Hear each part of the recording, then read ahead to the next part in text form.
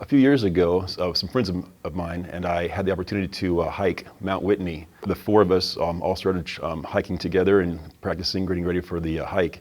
And during this practice, I realized that my knees were not doing too well. It was hard on the uphills, as well as I found out about altitude sickness and that it affects a lot of people at high altitudes. I started to pray about it, and I knew that I was perfect and I was spiritual and wanted to do a good job.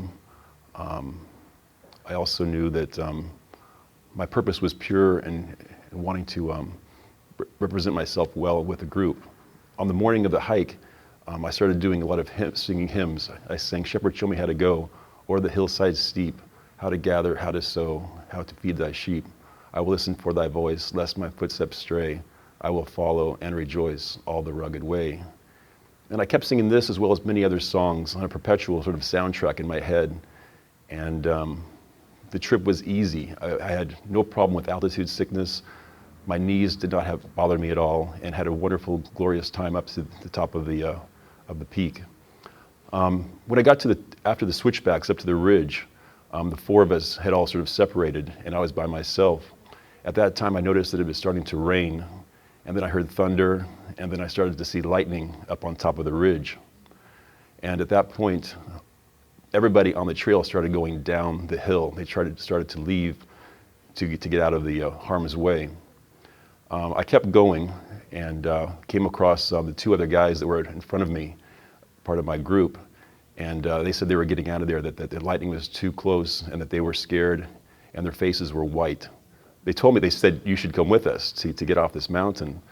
And I thought about it for a second, and I didn't want to be stupid. I asked God, I said, "God, what should I do? Should I go down?" And a very clear voice came to me and says, "Go on."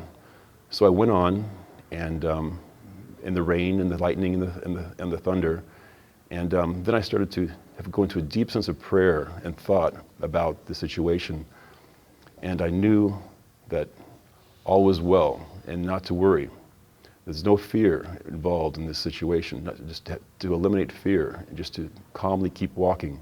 I kept going, and soon enough I was at the top. And when I realized I was there, no one else was on top of the mountain besides myself.